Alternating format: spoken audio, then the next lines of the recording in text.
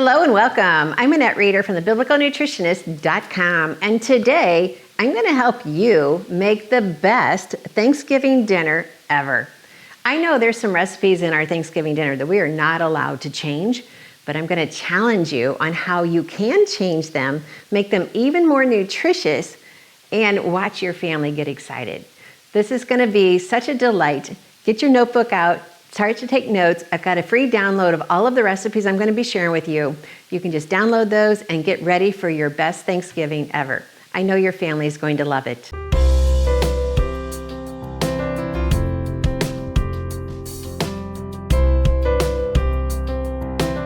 For the dessert, we're going to have a harvest apple cake, also called a harvest coffee cake.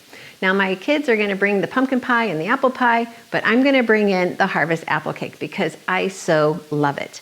It is so delicious and just really fresh tasting, and it has all of the fall flavors of cranberries and apples to make the perfect dessert. This recipe is from my cookbook, Healthy Treasures Cookbook. It's page 234. So you can make notes in the cookbook of how well you liked this recipe. And that's what I do. After every recipe in my cookbook, I have white space, and I will say, Brent loved this, or Stacy loved this. I'll just put notes in there, or the grandkids really liked this. Or if they didn't like it, I'll put a note as well. So next time when I go to make that recipe, I'll know who to make it for, because who's really gonna love it. So to get started, I have 1 cup of chopped apples, and I am using the Vitamix blender because it just works so fabulously. And so I don't have to hand chop up the apples. That makes for just a quick work in the kitchen. To this, we're gonna add 2 cups of dried cranberries. We're going to add 1 cup of chopped nuts. Now, for this, I'm using walnuts, but you could use any nut that is your favorite. We're just going to top that on top. And then we're going to add 2/3 a cup of honey crystals. Now, honey crystals, you'll also see in my cookbook, it'll say sucanat. Basically, it's dried sugar cane.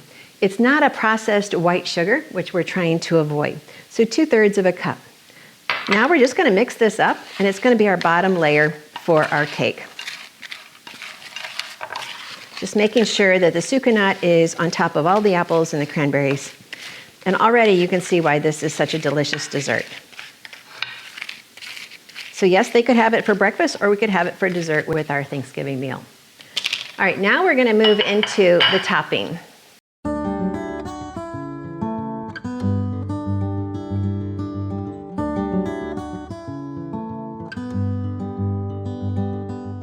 So for the topping, I'm going to cream together some of the ingredients. And the first is the butter.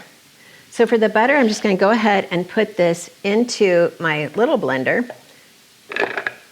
And to this, I'm going to go ahead and add in my eggs. So I've got 3 fresh eggs. And I'm going to add in 1 teaspoon of vanilla. And again, with vanilla, you want to make sure it's all natural vanilla and not imitation. You're worth more than having imitation food on your plate. And then we're going to add just a 1/3 cup of fresh applesauce.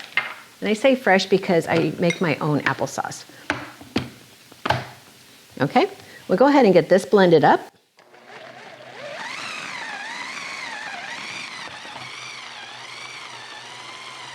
Again, it makes quick work of cooking in the kitchen. And to this, we're going to add our flour. And today I'm using a mixture of spelt and kamut. It's just a blend of flours that I love the flavor, and it works really well with almost every single recipe you can come up with.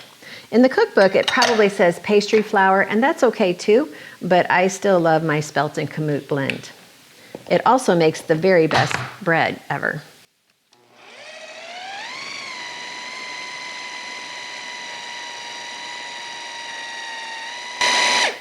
And then we will add, again, some more sucanat. Another 2/3 of a cup for this part of our mix.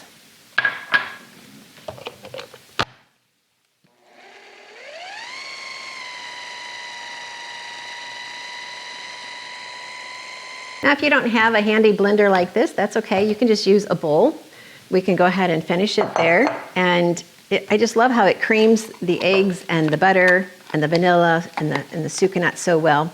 But we can definitely do this by hand in a bowl. And then I'll go ahead and add in our baking ingredients, which is the salt and the baking powder.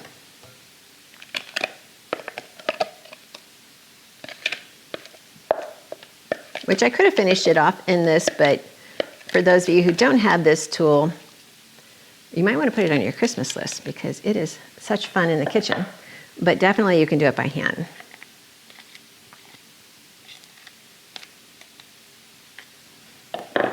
So we'll add in our salt. Again, I use the Redmond's real salt because I want my family to have all of the minerals that God put in the salt.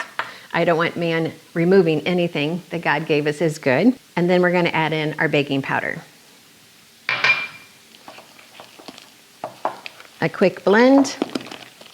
And then probably you've made coffee cakes before where you just kind of dollop the batter on top. Well, that's all we're going to do with this as well. All right, that is well blended. So we're just going to put dollops on top. When it bakes, it will all bake together smoothly, but then there will still be some cranberries and some apples peeking through to make it look really pretty when you serve it. Now, before you serve it, if you wanted to, you could put a little bit of cinnamon and some sucanat again on top, just as a little bit of a sprinkle. And that would be an extra topping that way your family would probably enjoy. Or you can just bake it just like this. Okay, we're gonna put this in the oven at 350, and it's gonna bake for 35 minutes. And that's all there is to it. A super fast dessert your family's gonna love.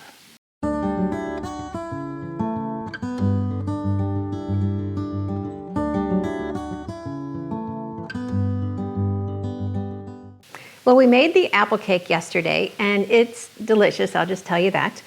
So what I wanted to do, I'm only going to be serving a small group for dinner tonight, so I put it in a small round bowl, raised it up on a cake platter just to have a little bit of change in look for the table. But I'm also going to make a glaze for it. And what I do is I take some yogurt, and then I'm just going to add a little bit of maple syrup to the yogurt. Now you can add vanilla extract with some other type of sweetener. You can make this glaze any flavor you want, but it just kind of adds that finishing touch to the dessert.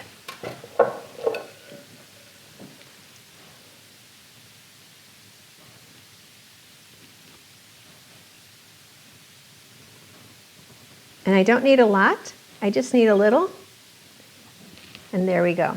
I know some people like to put icing or they like to use more of a whipped topping, but if I use the yogurt, I'm getting high quality protein, and so I'm adding that nutritive value to the dessert. And the flavor is just more unique, and I like that as well. So now we have that ready to go and ready to serve. Well, thank you for letting me share with you a delicious and nutritious Thanksgiving meal.